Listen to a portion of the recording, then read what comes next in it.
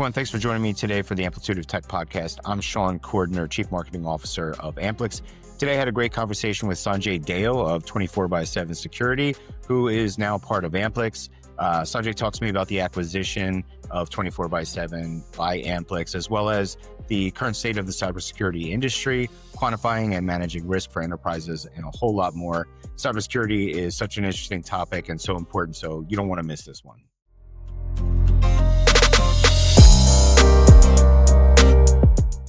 All right, Sanjay Deo, welcome to the podcast. Thanks, Shawn, for hosting me. I appreciate the opportunity. Happy to have you. And before we get started, I think you've got a little bit of an announcement that you can make here on the podcast. Yeah, this is a surprise, right? I think it's a surprise for a number of folks who listen to the podcast. Some of your audience, some of our audience.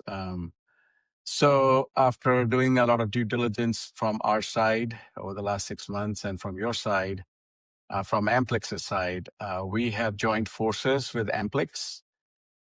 We liked the Amplix pitch. You know, you folks are one-stop shop for IT services, right? CX, call center, cloud, IT services. And we are exclusively cybersecurity services and compliance services. And I think we both companies were looking for sort of a perfect fit. So just short of being 100% fit, I think we are very close, 99%. And I am super excited meeting Dan, Dylan, you, what you guys represent. Our values are very much aligned.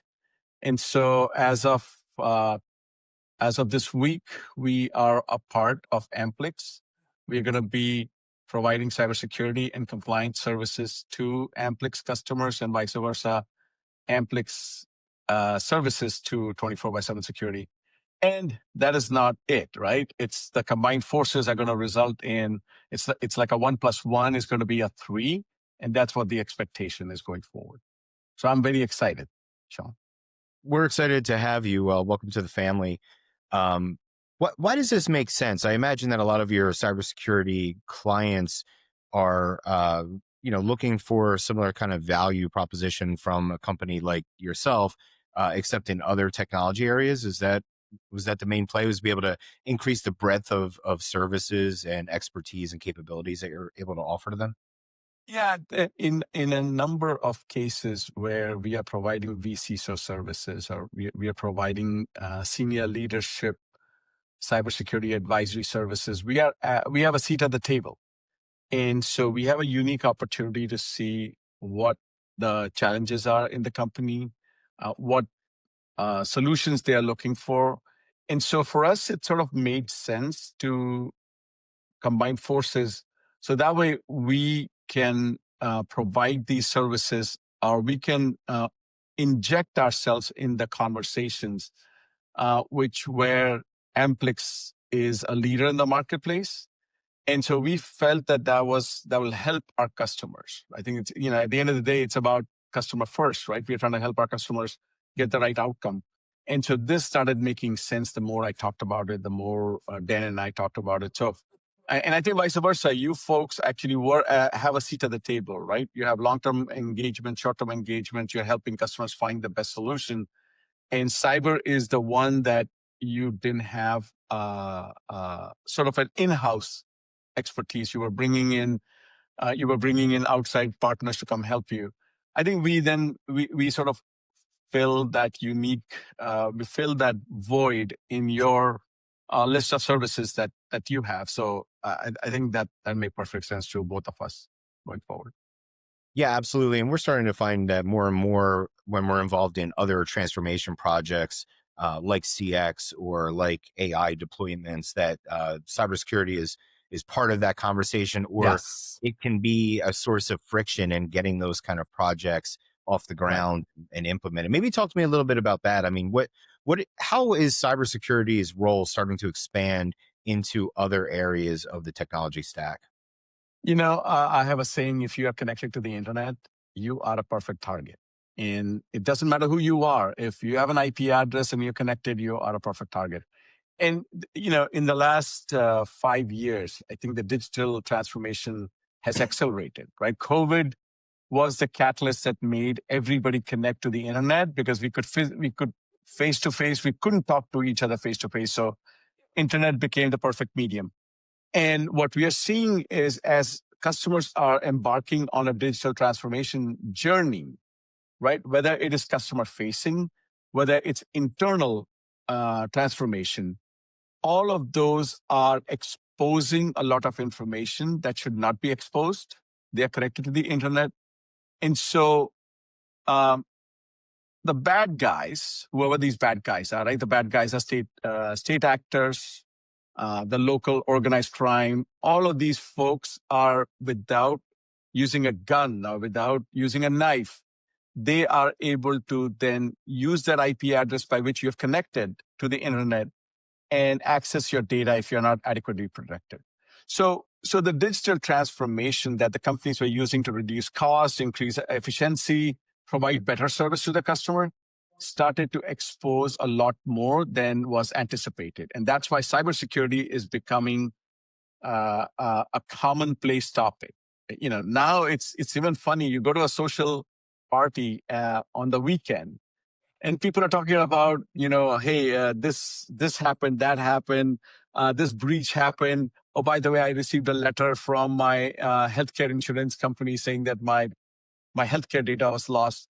So cybersecurity has become commonplace because of the digital transformation that the businesses are embarking upon, implementing newer technologies, and that's directly impacting the consumer. It's like that old story, Willie Sutton, the famous bank robber, and they asked him, "Why do you rob banks?" And he said, "That's where the money is.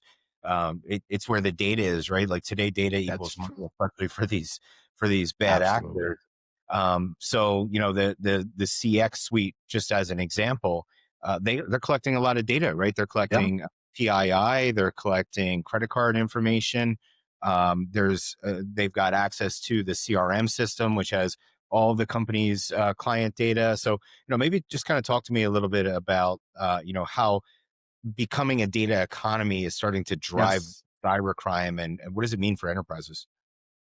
Perfect. So you called it data economy. I call it data as a new oil, right? Everybody wants it. Everybody's using it. It's very interesting. You talk about data economy. Data economy has multiple dimensions, right? From a CX perspective, right? Your customers who are trying to provide one call resolution, who are trying to provide a much more smoother experience interacting with the customer. To do that, you actually have to have data at the fingertips.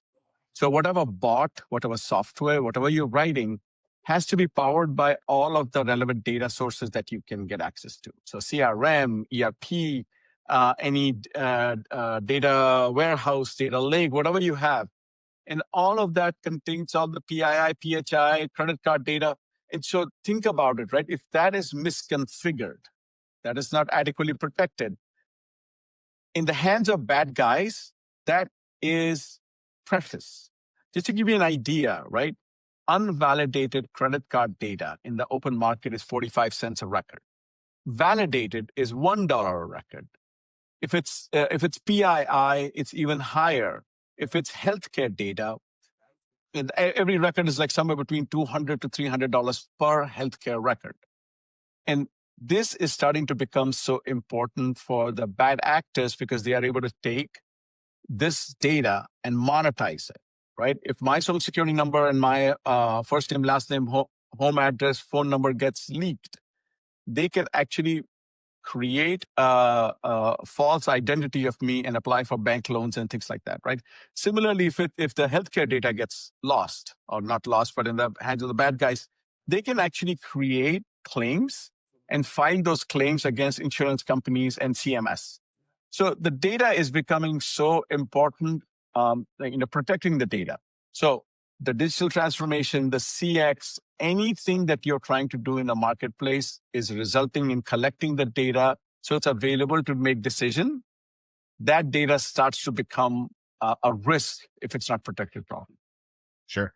In the case of CX, having all of your data systems integrated can be a big benefit, if not table stakes, right? Because it creates a smoother customer journey and customer experience ultimately. But that could be a fatal flaw when it comes to cybersecurity. The more interconnected and integrated all those systems are, the easier it is to So, penetrate. And once you're in, yeah. you're access everything, right? Uh, But just think about this, right? The next stage of CX is enabling all of CX using AI, right? So for AI to work, to AI to become result in better outcomes, more and more data is being asked to be consolidated into the same place, and and and for AI to be better, you have to clean all the data.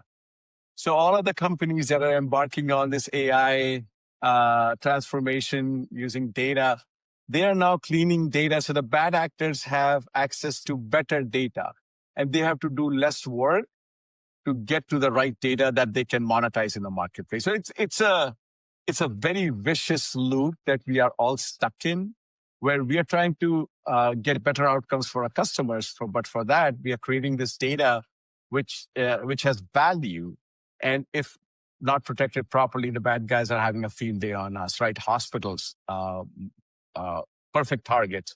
I'm in the middle of negotiations with one healthcare company and one hospital right now, where they didn't have adequate protection, and all of the data that they've collected now is in ransom.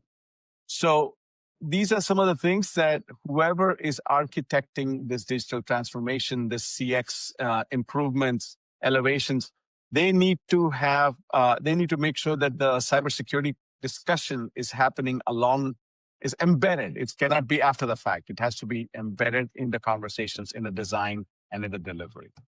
Yeah, I like that. Embedded in those conversations, embedded in any project, any kind of transformation project True. that you're doing. And I think that's why Amplix sees so much value in the 24/7 service offering, and why we've made this move, because Right. we're doing these large scale transformation projects, and we're adding a lot more value by embedding the security conversation in those transformation projects.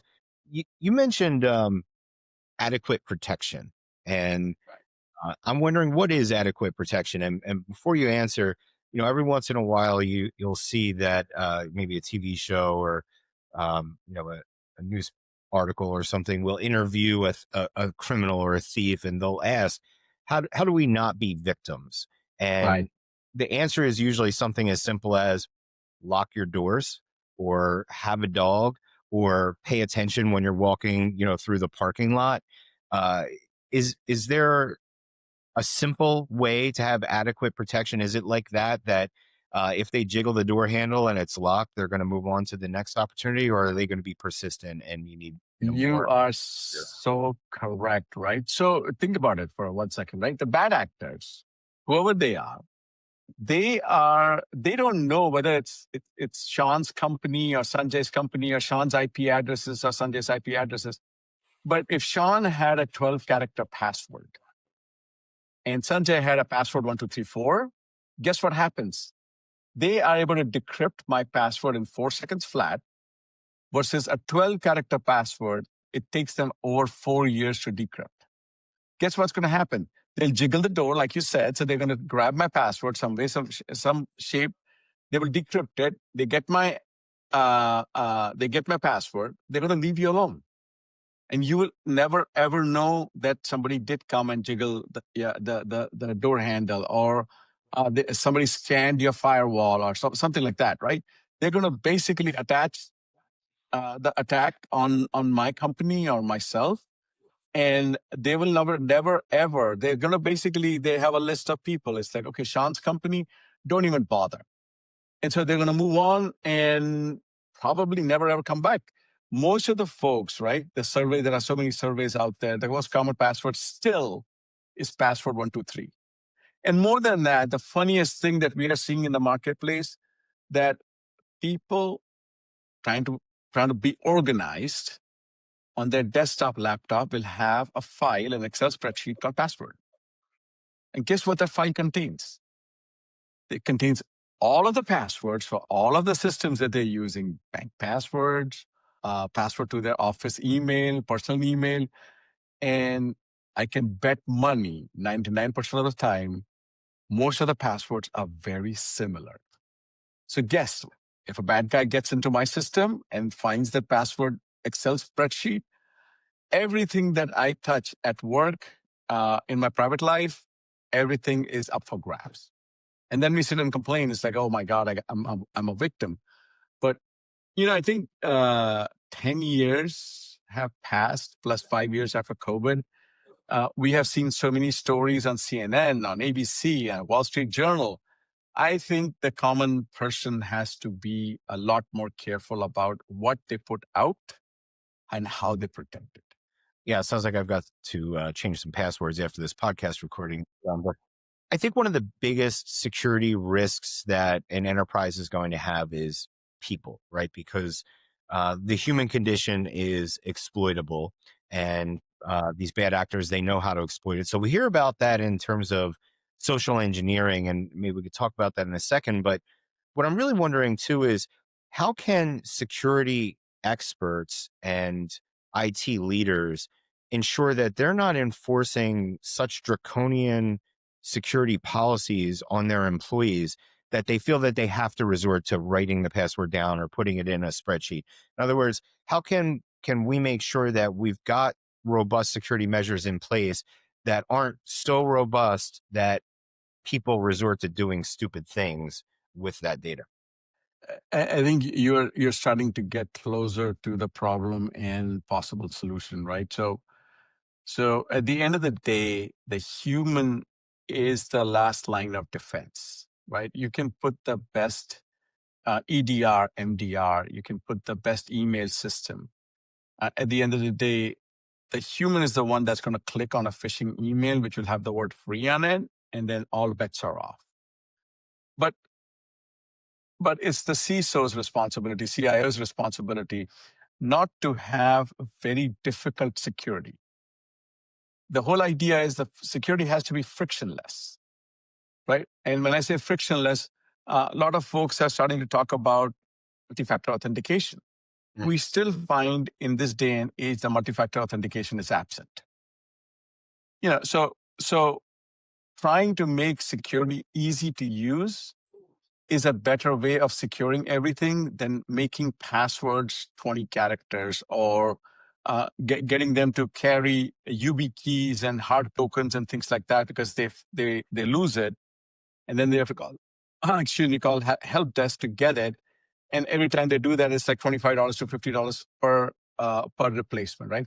So the idea right now is, what is an easy way to make it difficult for the bad guys not to come and attack your company, or even if attack your company, that they see that these companies has what is called basic cyber hygiene.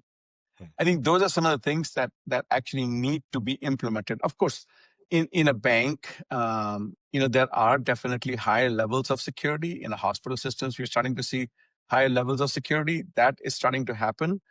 That takes time. That takes, as part of the transformation, that actually has to be thought about, right? One of the cases that we came across is the surgeons completely revolted and said, we are not going to use MFA, we are not going to use short timeout, we are not going to use any of this. And when you started to peel the onion and try to understand what the business logic was, it's like, I have my full PPE on, I'm in the surgery room, I need to access the EHR, right? I need to know what patient and what condition, or what am I treating over here, right? I'm doing 20 surgeries a day, and the only place where I can find the information about my patient is an EMR. You guys have put a 15-minute timeout. I'm turning to the patient, taking care of them, and 15 minutes pass because it's a longer thing that I have to do, and suddenly my computer is locked out. Do you expect me to take my gloves off and type my password? And then he's like, so in most of the surgery rooms, you're going to see that the timeout is 8 hours.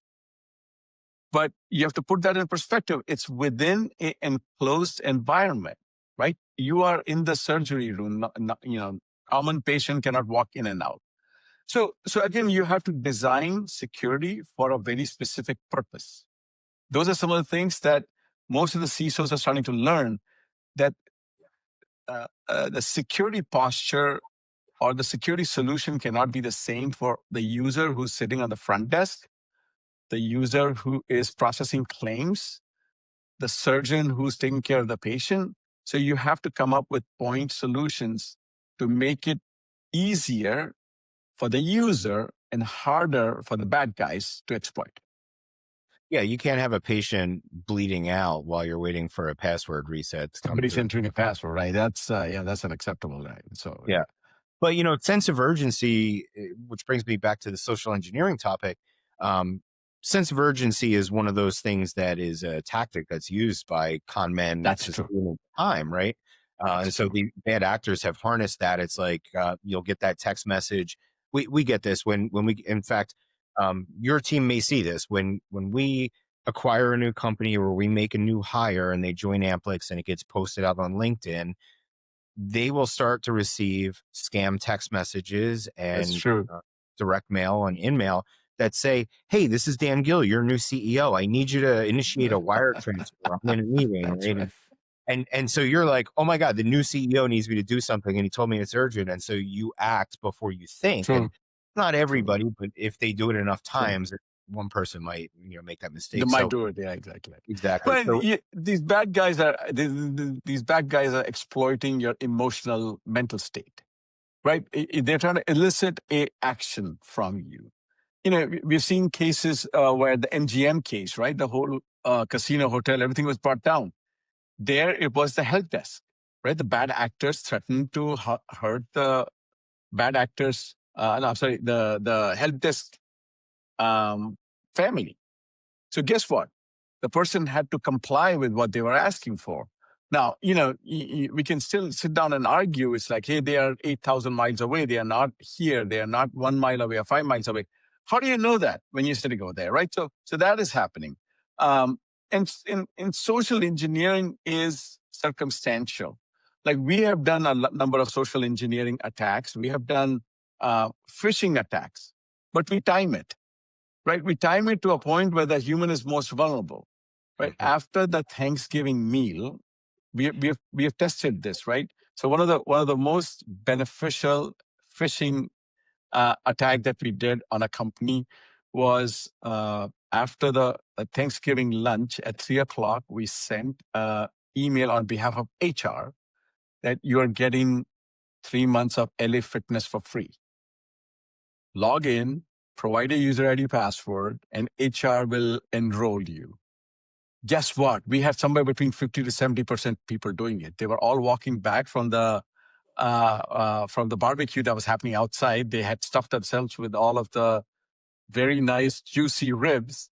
And now they were sitting, and suddenly this HR notice shows up, and they were like, "Yeah, sign me up." Whatever.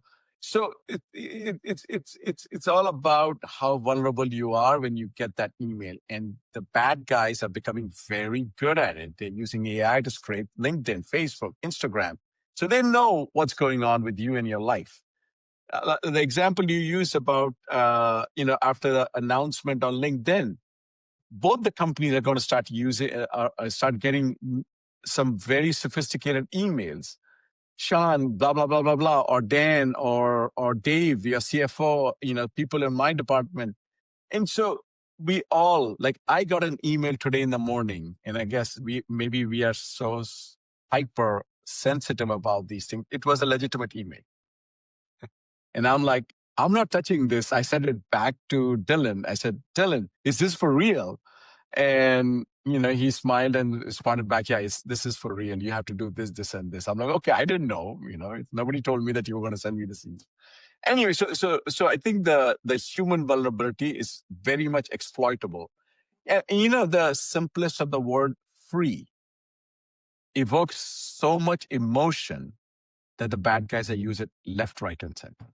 Yeah. Well, first of all, your example of the ransomware is particularly devious because not only did you hit people after they're full and tired and feeling social, but you also hit them with a free gym membership after they just overate and probably feeling horrible about themselves for the amount of turkey that they just put in their mouth.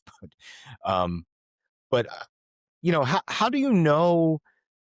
Your example for those listening, Dylan is our COO and he runs our M&A.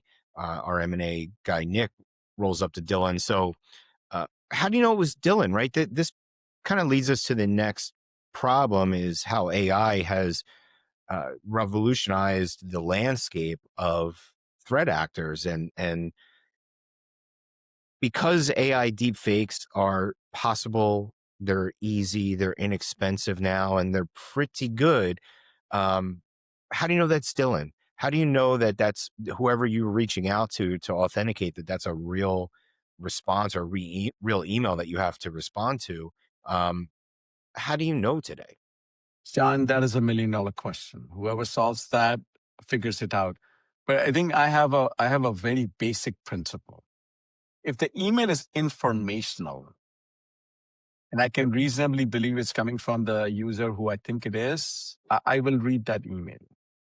If the user suddenly out of the blue asks for something, right? So our transaction is, you're the CRO, you're the chief marketing officer, and you're sending me stuff to review and edit. Suddenly one day you send me an email. It's like, hey, we are doing a campaign internally. Can you send us $500? That's when the bulb will go off. It's like, Shawn has never done that before. So literally what I'll do is I'll pick up the phone and call Shawn. Like, hey, I just got this email. Did you send it? But I have no problem paying $500 for a noble cause. But I just want to check. It is Shawn, the Shawn I know, the Shawn that works here, or it is an AI created Shawn by a bad actor. Now, if the answer is it's you and you're like, everything's good, done. If you say, no, it's not me, then we have bigger problems. That means the bad guys are already inside. That could be one scenario. Or the bad guys have spoofed the IP addresses and the email systems, and they're doing this from outside of our company. And so then immediately you go into triage and you're trying to figure out what exactly happened. How did this email get in? But you're right. These are some of the things that you have to think about. I'll give you an example. This just happened. And again, people are not thinking. Well, the perfect example was about 3 weeks ago, our customer called us and said, hey, our controller has sent 250,000 transactions out to this company. And by the way, this company has been supplying us material for 20 years. And so we said, okay, and said, what is wrong with that picture? And they basically said that, well, they never received it. So how did you guys find out? Well, when our payments to them, we thought we had made the payment on August 1st based on the invoice. When they didn't receive it till August 18th, they picked up the phone and called us. And so in this back and forth, we found out we were not compromised. My client was not compromised, but the vendor was fully compromised. The bad actors were inside the system. Everything they're invoicing, all of the payment system are compromised. So all they were doing was they had changed. So they would basically send the invoice with an alternate bank information. And so when my customer received it, he was not paying attention to the fact that the bank information had changed. So he just made the change, sent the money, and we're done. So there were 2 invoices that came. So now the problem is third-party risk. You may have perfect technology, you may have trained all your users, but the artificial intelligence bots that are now running are able to mimic the behavior and the communication. So when we started looking at the email, Shawn, what we saw is they had grabbed on an email chain, and the email chain was 3 months long, back and forth between these 2 people. And they were able to inject as if the other party had added onto it with a newer date and sent it back. So if you look at the email chain from the bottom up, you won't find a difference. The way they greeted each other, the way they signed off, the language, short sentences they were using, there was no way anybody could figure out that this was happening, other than the fact that the bank information changed. So now the controls are, if a bank information changes, that person is supposed to pick up the phone and call. So Shawn sends me an invoice, but this invoice has a bank information, which you never told me before. So I'm going to pick up the information. It's like, hey, did you change your bank? And you're like, what the hell are you talking about? And that's when we know that there's a problem in the middle of this communication.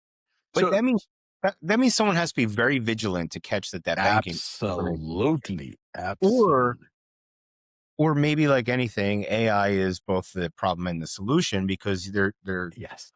Maybe it's not there today, but there could easily be an AI solution that sees that there's a variance in the information that's being asked for, right? Yeah. So the AI, if the bot is doing this to you, you should have a bot which should basically detect a change and kick it out to you for manual intervention. Mm-hmm. Because if there's a change, that means somebody has made a change, whether it's a legitimate change or an illegitimate change. That's the part you have to go figure out how to go detect. But I think this is going to get escalated. And again, this is a phishing exercise. That's why it's called phishing. They will send out 1,000 of these emails. If even 5 fall prey to this, they have made their $5, $10, $20,000 that day, and they're moving on. As I speak on numerous occasions, I talk about this is their business. Like, we are in business here in the US and making money based on legitimate businesses. Ransomware as a service, malware as a service is a business for these people. If they can make anywhere between $1,000 to $5,000 a day, that's 10 times more than they'll ever earn in a day over there in some of the countries. So yeah. We just need to realize they're going to try very hard to break our circle of trust. Yeah. And they're able to do it at scale now because of AI. Yes. Because of AI, yes. So let's zoom out big picture for a second. What were some of the biggest shifts or trends that you've seen in the cybersecurity landscape in 2025 so far? And maybe if you could just kind of encapsulate 2025 from a cybersecurity perspective into one headline, what would it be? That's a great one, but I think I'm going to say this I try to say this with a straight face. I think we are having cybersecurity fatigue. Right? If you actually take a look at the numbers from 2023 to 2024 to 2025, we had the highest number of reported ransomware cases in the first 6 months of 2025. We are already at somewhere between 3,800 to 4,000 known reported ransomware cases. But this last year, I think the total, as reported by FBI and some of the folks, for 3,300. But we don't talk about them anymore, right? Number of phishing has gone through the roof. We don't talk about it. So in my opinion, I think we are so fatigued out talking about phishing tests that are being done on a weekly, monthly basis at different companies. It's one of those things that we are starting to become numb to this phenomena of cybercrime. And I think that's the part we have to make sure that if we are giving advice to our customer, that advice has to be a lot more, I would say, connecting to the user, right? If you give the same phishing training, cyber training to the user that you've been doing for the last 5 years, guess what? In that 45 minutes of training, the person who's receiving the training is not at his desk. He started the training, he walked up, went to the cafeteria, and he's drinking coffee and talking to his friends. And he's going to come back after 45 minutes and he'll be given a certificate. That's it. The objective of the training miserably failed, whereas the compliance officer is very happy that all of his employees took the compliance training, but the cybersecurity posture is still very poor. So, again, I apologize for getting on my soapbox, but this is what is going on out there, where people are getting numb to all of these things happening. They're not finding the relevance until it hits them. So the best part of this is still happening every day, right? I talk to so many realtors.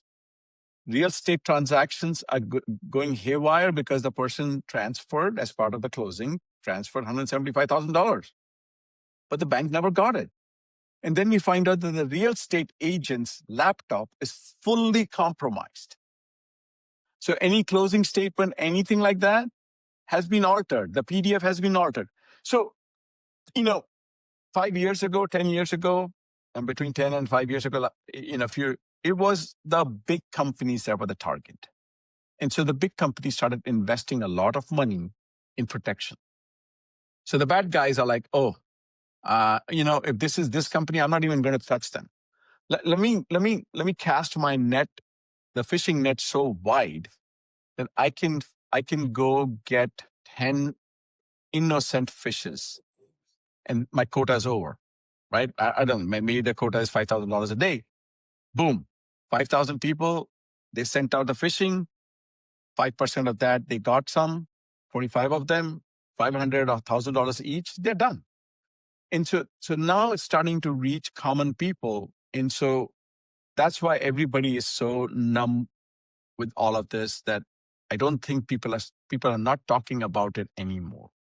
But we had the topic of cyber in our elections, right? Both parties fought about it. And what happened? It was the most secure election. And so everybody's like, hey, if that's secure, I think I'm protected. And so I think there's a lot of noise in the marketplace. So whenever we take on an advisory engagement, we try to get to the root cause of what's going on. Do you have the right technology? Do you have the right training? Do you have the right content in the training? Is that training content evocative? Or is it the same old plain old 1 or 2-dimensional training that's going on? Processes, do you have the right processes in place? So our mindset is very different from some of the others that we have seen. And I think that's why we have achieved a position in the market where our customers like us. And so, not to put a plug in this, but I think I urge all of the CISOs and CIOs and the cybersecurity professionals to start thinking differently. The world is changing, the adversary is changing, and the common user is just becoming numb. So how do you fix this problem where the end user is getting numb? Yeah, how do you? Because you're right. People are being fatigued at work. They're being fatigued in their personal lives. They're being fatigued in news headlines. People are checking boxes, right? To your point about the training, the individual is doing what they have to do to submit that test and get the passing score and check that box. The compliance officer might be more interested in checking that box than actually securing the network, right? That's right. Right, because there's a difference between being compliant and being secure. Right. Absolutely. And I think it kind of goes to intent and how much you're actually leaning into it. And Sure. so, I've always found that to motivate people to do things that don't come naturally to them or represent change is you have to explain the why, and you have to kind of make the case that there's some common benefit in this, right? Benefit to them. Yes. So how do you do that? How do you establish the signal through the noise and get people to understand the mutual benefit of security? It's again case by case, company by company, right? Some companies have invested significantly and then they have gotten to a point where it's a plateau. Some companies have not invested and they are at a point where they need a lot of investment. So a broad set of questions help us understand what exactly is going on. Is the user completely desensitized because there is an over burdensome training being disseminated? Or is it the same plain old plainer? So we try to basically get into go find out. One of my recommendation is make the training shorter and entertaining. Mm. I don't know if you remember 10 or 15 years ago, if you got a ticket while driving, there were a number of stand-up comedians that were doing driver remediation training. 2 hours of standard comedy, and the comedy was all about the traffic rules. I've been trying to find a comedian who I can hire and who would come and do cyber training as a stand-up comedy. They talk about some of these stupid phishing exercise. They talk about not having the password in the, so I think it's one of those things that it is there are definitely a number of companies where they are not investing in technology properly. So that could be it. Unfortunately, there is no one answer I can give you which says everybody should be doing this. Yeah. Every company's investment, every company's people, training, so different that until unless you talk to them, understand, do an assessment, get to know exactly what the problem is, it's very hard to say, do that. Because of that is different from company to company. Yeah, I used to do sales trainings, and one of the things we always teach sales reps is whoever you're talking to is always thinking to themselves, what's in it for me?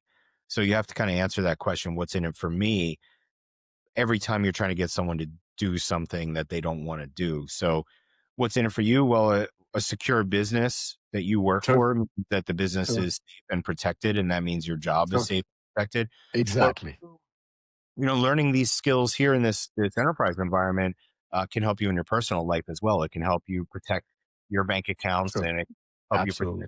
protect, your mom and your grandparents and Sure. whatever. So there is some benefit, but you've mentioned the investment that enterprises are making, and I'm wondering, can you invest too much in cybersecurity? That is a very delicate balance. I think last week I spoke about this whole delicate balance between investment and cybersecurity. The the investment has to be commensurate to the risk there is. Now, there is risk everywhere. Like I said, if you're connected, like we got called into a manufacturing company, right? Think about it, a manufacturing company. What is there to get ransomed? Well, all of the barcoding guns, scanning guns, all of those somehow got ransomed. So manufacturing, building shutters, how can cybersecurity incident impact them? We always think about cybersecurity impact at banks and insurance and hospitals, but it's the investment is very commensurate to the risk, and the risk can only be identified by risk assessment. And it what was the question? I think I forgot the question. I apologize. Can you invest too much in Can you cyber? invest too much? So um, I think the answer is no. But along with that, can you invest more comes how much is more? But I'll give you an example, right? I think I can't remember the exact numbers. JP Morgan Chase is one of the case studies out there. I think their cybersecurity budget is like $100 billion or something like that. I don't have the exact number, but it's like completely outrageous. And they have like 5,000 people in cybersecurity protecting the bank, right? Can you take that ratio, right? Investment to their total revenue and total number of people in cyber to their total number of employees, and apply that to your investment? I think that could be a good baseline. But one of the things I do talk about is if you,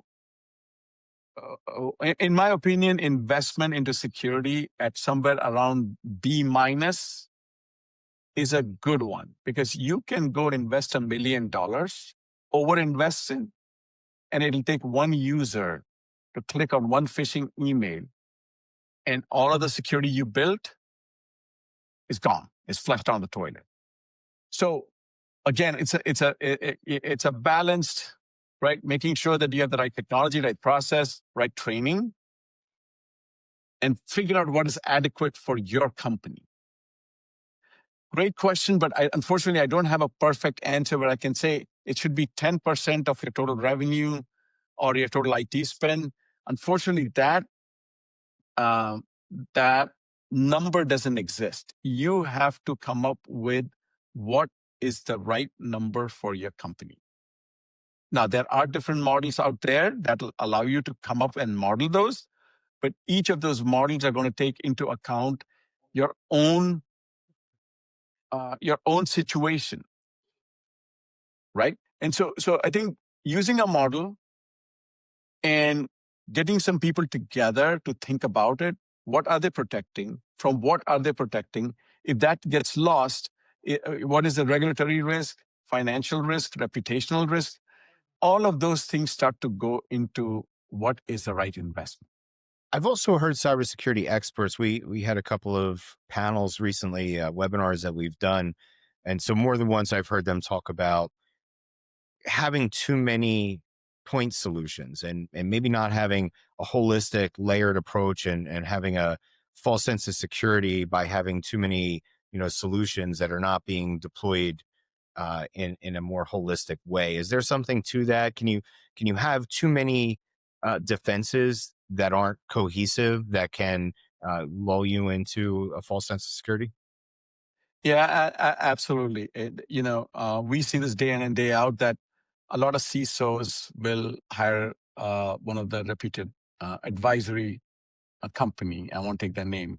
And they will basically look at their reports and pick the top right solution in a top right quadrant companies. And, I think you just gave and, away what company. and one of the questions I ask the CIOs and CISOs, when you're having a discovery call with them, you try to ask them, and they'll beat their chest and say, "Oh no, I've got the advisory company. I have a subscription, and I've bought the top products from each of these reports in all of their categories."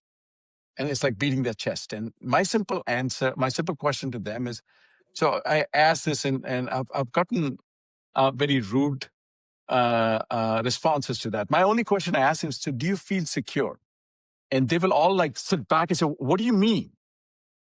I'm like, "You just told me you bought the best solutions from the most reputed source. So I'm hoping you're secure." Because the security is not about the product you bought. The security is about the product. What risk did you mitigate? Did you configure that properly? Somebody is operating it. Somebody is monitoring it. The output of that is being reviewed and reacted to. 90% of the times we find that whatever point solutions they bought are misconfigured. Okay. Do you really think some of these Fortune 500 companies that are getting breached have not bought the best solution? They have. But not talking about mid-management IT and mid-management.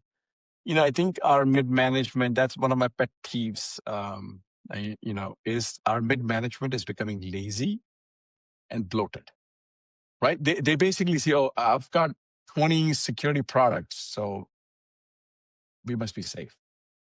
But when you sit down and talk to them, it's like, when was the last time you checked your firewall rules? Hmm.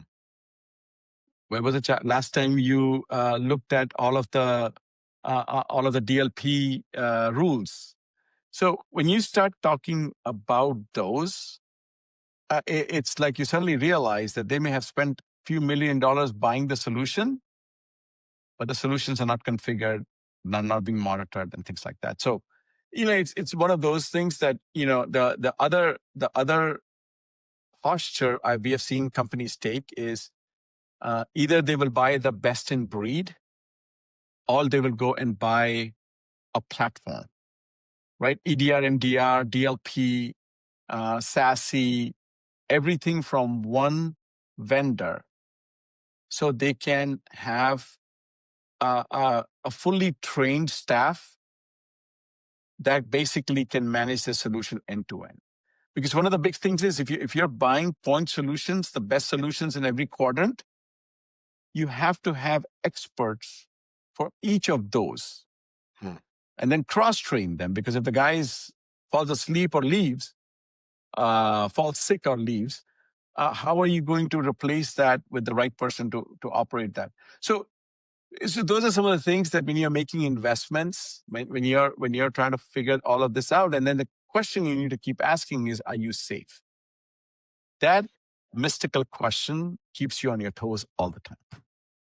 Yeah, and I would imagine too, if you have too many point solutions, someone's got to be paying attention to what they're producing, right? To what risks they're seeing, and someone has to follow up on them. So I can Absolutely. imagine that having too many could Yes. also create that white noise and that fatigue, and it's a very human thing that True. uh, you are overexposed to something, you start to tune it out, right? True. But typically, I'll give you an example. For a company, say that has about 1,000 users, we are seeing somewhere between 30 to 50 cybersecurity point solutions, right? How And do you manage? Was that and that's producing a lot of events, I'm sure. right? So, and do you really think these vendors like to share information? They all have their walled gardens, right? And so it's the CISO's job to architect a single pane of glass. A lot of the times we hear this word single pane of glass, but when we start peeling the onions, we just realize that only 30% of their solutions are basically being seen on the single place of pane of glass. The rest of the 70% are either completely disjoint or you have to go run reports to extract data from them. So the whole point of buying these 50, 60 solutions is completely gone Yeah. because all you're seeing is you're seeing 25% of all the events that are getting generated, like you said. Yeah.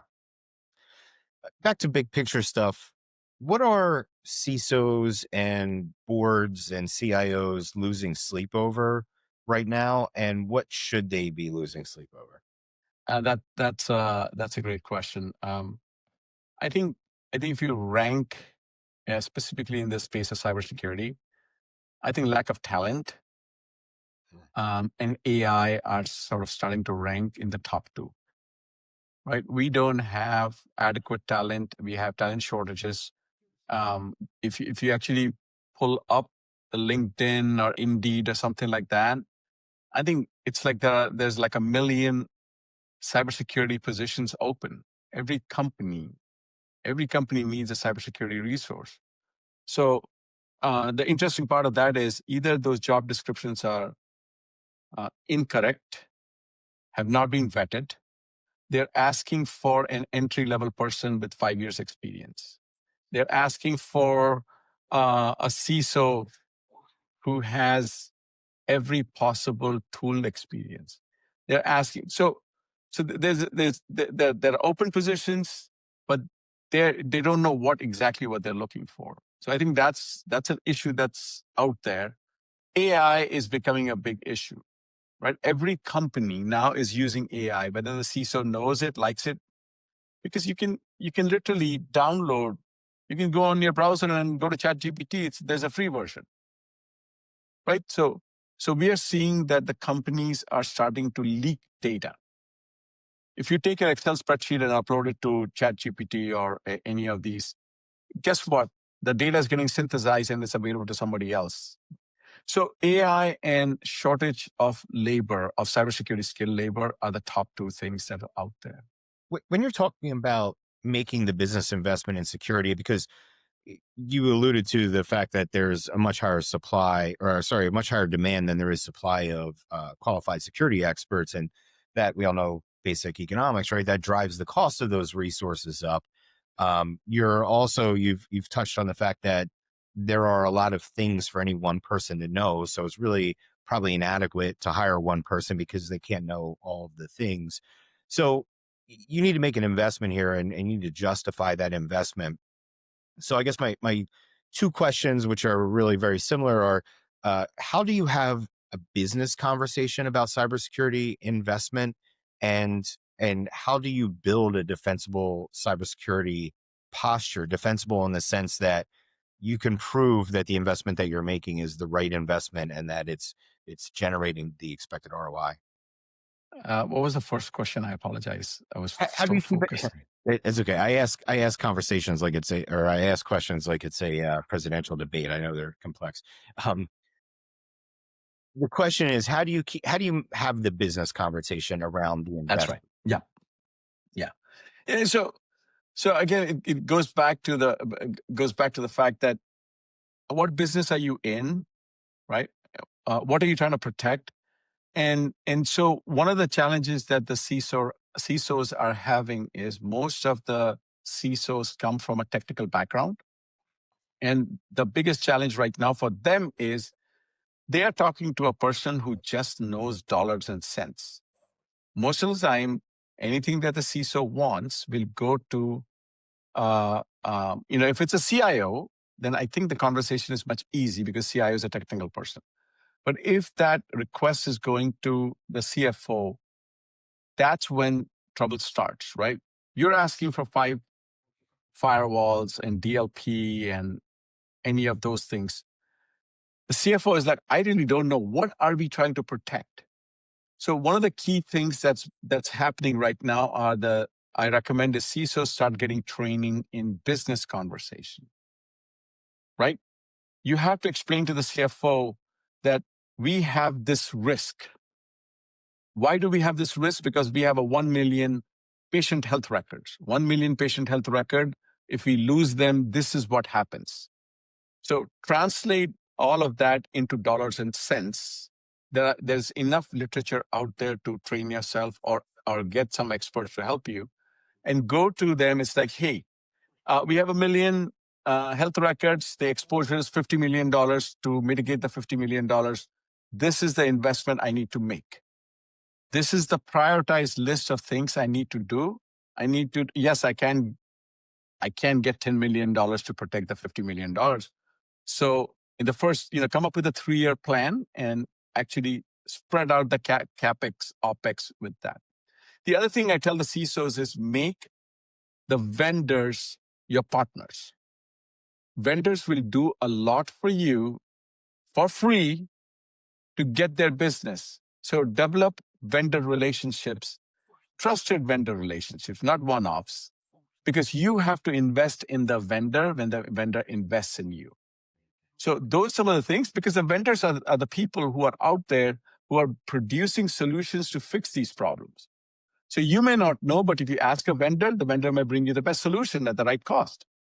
So that starts the conversation with the CFO to put a plan together. I see a lot of CISOs getting disappointed and dejected. I didn't get what I wanted.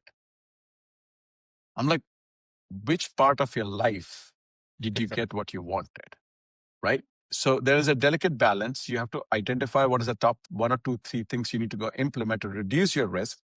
But you have to explain to the CFO or the board or whoever is the approving authority that this is what we have to do. Sometimes you will be surprised, because if you educate these people well, they may approve your budget in 15 minutes or less, right? So, but you have to translate the buying of the 5 firewalls into how those firewalls are going to protect your data and reduce the risks so that the board can sleep at night, the CEO can sleep at night, and you can sleep at night.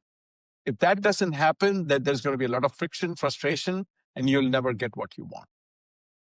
So a key component of this is quantifying risk then, right? You need quantifying risk. You need to Absolutely. understand what's going to happen if you're breached, right? So what kind of fines might you be facing? What kind of cost in terms of business disruption? If you had mentioned GM ransomware attack, the huge cost to them was that they were down for many, many days, right? Was it many days? 2 weeks, I think they were down. Yeah, hundreds of millions of dollars lost. Whereas Caesars, who also got hit at the same time, they paid the ransom and they got up and running a lot faster, right? That's right. That's a decision you have to make, right? And you should probably make that decision before it comes up, by the way. That's the other thing I talk about is, make sure you do a tabletop exercise at the management level. Tabletop exercise. Practice. If this happens, what are you going to do? If this happens, who's authorized to call the cyber insurance company? What are the coverages? Have you practiced this calling the cyber insurance company before? All of those things, spend a lot more in preparation than the actual incident. Sure. So you've got fines, you've got business disruption. You had mentioned earlier reputational damage. Yes. Especially if you're in an industry if if you're in a regulated industry, you're probably also in a high trust industry like health or Hmm. right. So that breach is also a breach of trust with your Yes. client. There's also brand equity and brand damage because it's going to hit the headlines. That's just how it is these days. It's going to spread on social media.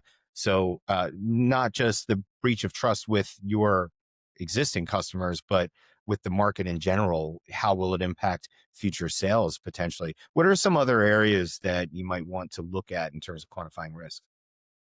Actually, Sean, just as you complete your thought, there are quantifiable case studies now available online on Target. Mm, So you remember Target in the last 5 to 8 years had the cyber attack on their POS system. yep. The subsequent EPS drop in earnings actually has been quantified. Mm, So you can actually see quarter over quarter what happened, right? A user had a choice to go to Target or Walmart. So they may love Target, but that breach of trust led them to go to Walmart, right? So there are studies that you can present to your CEO if they start challenging you about these things. What else to look for? I think uh, there is this folklore that if you pay once, you mm, become a prime target again and again. And so in these cases, I challenge the CIO and the CISO of the organization. It's like instead of spending money on reactive things, why don't you sit down and come up with some policy statements? Policy statements like we will never pay. What is the impact of we will never pay? What that means is you have to have complete control of your data. You have to protect your data. And if something bad happens, you have to have the ability to bring the data back in 2 to 4 hours. How do you do that? So spend money in your backup systems. Make sure they are immutable. Make sure you have multiple copies of it. Make sure, you know, if you get ransomware, you can tell your board, you can tell your CISO in 4 hours flat, I will have everything up and running, right? So, so some of those thoughtful discussions need to happen when you go about setting up your cybersecurity strategy. Yes, there are risks, but then you have to think the other side of this is it's like if I don't pay, what happens? What do I have to do to get ready to make that statement internally to everybody? It's like, hey guys, why are we spending money on the posture that we will get breached and we will lose the data? okay. How do we sit down and talk about we will never lose our data? We have full control of our data, right? So if a bad guy gets in and exploits it, we have containment techniques. But more than that, the data, we can bring back that data and our applications in less than 2 hours or 4 hours or whatever. Do a BIA and make sure you can do all of that immediately. And what I think you're talking about right now is a broader category than just cybersecurity. You're talking about resilience, right? You're talking Listen, about absolutely. prevention, but also continuity. Absolutely. Yes. Resilience is becoming the key now, right? We've been doing this for a long time. We've been doing this for like 10 years now, better part of 10 years. And I think that now the thought process has to change. How do you make all of your systems, whether it's cyber resilience or other environmental issues that are happening, right? In South Florida, we have hurricanes. So we have built resilient solutions, right? A data center local, data center up in Atlanta, or everything in the cloud, right? So those conversations need to start happening rather than, oh my God, how do I protect bad guys from taking my data, right? So those are some of the things that you have to change your whole thought process after 1 or 2 years and think about a long-term resilient posture. There's so much to think about, right? I want to see if I can give a heuristic to the people that are listening that might simplify this process a little bit. And I know it's highly variable based off of the individual circumstances of the business and the industry that they're in and the clients that they deal with. And probably a million other factors that I'm not thinking of. But is it fair to say that maybe two starting points could be, number one, what are the minimum requirements for cyber insurance? Because you want to have cyber insurance in today's environment. And so there are certain things that you're going to need to do to protect yourself to be able to even qualify to get cyber insurance. And then number two, establish frameworks like the NIST framework. Can that give you a starting point? So let me share with you that pretty much every cyber insurance underwriter has shared in the last 3 to 4 years a list of items that they will be looking for or asking you for, right? Having an EDR, MDR, having a pen test vulnerability assessment, having written policy procedures. And the second part you said is framework.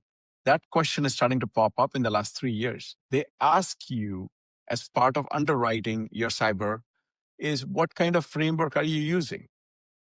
And the most important question to them now is, do you have immutable backups?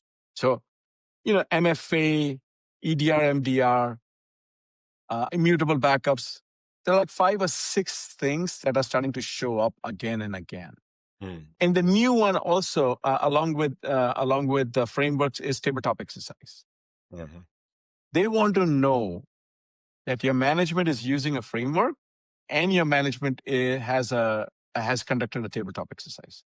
What that tells them is that you have started maturing your cybersecurity posture, and you have good cyber hygiene. If they don't see this, then God help you. Right. And we have over the last 5 years at a client year over year, as we have implemented some of these things that they're asking for, although the cyber risk environmentally is increasing, we were able to reduce our customers' premium by 35%. Like there have been cases where the reduction in premium paid for the implementation of CrowdStrike. Yeah. So we are also learning, right? So there are a number of these bigger cyber insurance underwriters. They are hiring CISOs. So they have their own CISO who review your cyber posture.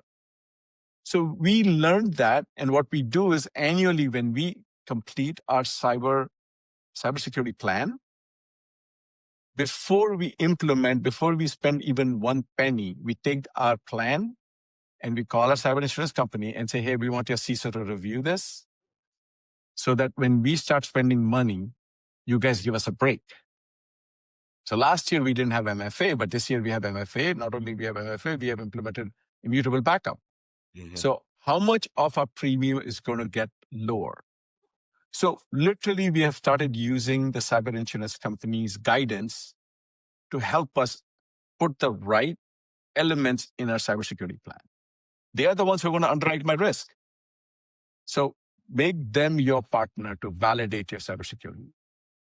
So that's a good starting point. And then understanding the frameworks that are out there, trusted frameworks, Absolutely. and Yes. going down that path. And I'm sure both include this, but it's worth just reiterating education for companies and individuals, right? And sharing the why, as we talked about. Right. I think absolutely. Yeah. So all that being said, I think we've established that you have to quantify the risk and you have to make the business case, which is, some ratio of expense to risk, right? And that's maybe a little bit harder to prescribe without understanding the individual circumstances. But so let's say you've been able to successfully pitch the investment that you need in order to have the cybersecurity posture that makes sense for you at the time. What are then the metrics that a CISO or a CIO should be reporting on in their quarterly board meetings to establish that investment was a smart investment and it is preventing what we hoped it would prevent or producing the return on the investment we had hoped? So one of the things that we are learning when we interview board members and things like that, the board members are also receiving education on different frameworks and the quantification of frameworks. So I'll give you some examples, right? So NIST CSF framework, 2.0 framework, it has 6, again, from an abstraction perspective, 6 buckets. And so it's easy for the board members to remember those. And each bucket has some certain set of controls. And so the simplest form of educating them is telling them that you're using this CSF and telling them that in 2023, this was your score, 2024, this was your score, 2025, this was your score, and tying it back to the investment in cyber. That's a very abstract level of representation of what's going on. As we get more sophisticated, FAIR, I can never remember the acronym FAIR, but it's basically the actuarials who provided information for the last 200 years to underwrite property and casualty. They have launched their own cybersecurity metrics based on the last 15 to 20 years of data that they have. And so there's now improved methodologies which are highly quantitative. And so a number of our clients are starting to explore, how do you use a FAIR framework to identify what the risks are? How do you assign a score to that risk, and what's an overall risk? And so I foresee that some of the companies will keep using NIST because it's easy for management, non-technical management, to use it. Okay. And the NIST provides a very clean, are you spending in restoration? Are you spending in recovery? Are you spending in identification? So what you're going to see is in the early build out of the framework, early build out of your cyber program, you spend a lot more time in identify, detect. And then as the program matures, you start to spend money more on restoration and recovery, right? So if you get hit by a ransom, how quickly can you recover? And what are policy procedures to actually make sure that you recover quickly and faster? Now, again, this is one of those things where you can get highly quantitative, but do you have a board that will respond to your highly qualitative model? Do you have your CEO and CFO that understand this? So each of these models and adoption of this models requires that you educate the recipients. So we start to talk about, if we are helping clients develop this, we start to talk to the board and the CEO and the C-level of what model is being used, what's the common language, what is the baseline, and help them understand, how the dollars tie back up to the maturity score of the framework. So it's not that you snap your fingers and you're like, oh, I'm using a framework and I'm done. It's a lot of work. You have to adopt it. You have to teach it. You have to come up with a common language, and then you have to make sure you use it diligently year over year. Got it. I guess I'm wondering if, just to wrap things up here, if you had the ability to fix one common mistake that you see mid-market businesses making, not the largest enterprises, not the smallest SMBs out there, but the mid-market, what's the most common mistake that you're seeing them make that is the most consequential, and how should they fix it? Adopt an MFA. That's the easiest thing you can do, because what that means is, even if you're using a weak password, or your password is out there, the bad guys you're making it difficult for the bad guys to get into your systems, because MFA will start to slow them down. They're looking for an easy way in, because you said one, and that is the most common one and most cost-effective one to slow down the bad guys. Because, can MFA be broken? Absolutely. But for MFA to be broken, what I have to do is I have to go find Shawn's cell phone number. I have to then send a smishing text to your phone. I have to then come up with a way to exploit the vulnerability on your phone and grab the phone, so that when the MFA token comes, I can grab it before you can grab it. And then I can get into your system. But guess what? If somebody else doesn't have it, I'm going to leave Shawn alone, and I'm going to go get to somebody else. So if you're asking for one, that's the one I'm going to say. Adopt an MFA and make sure every employee uses MFA in your company.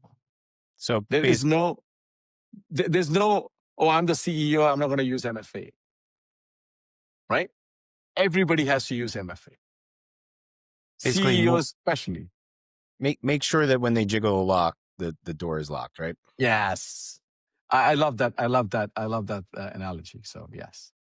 Sanjay, thanks so much for your time and expertise today. Really appreciate it. And thanks for joining us on the Amplitude of Tech podcast. Thank you so much, Shawn, for giving me the opportunity. And thanks for Amplix to accept us into their family. So looking forward to a great year. Absolutely. Welcome to the family. It's going to be a really big Thanksgiving dinner this year. Absolutely. Thanks, Shawn. Thank you.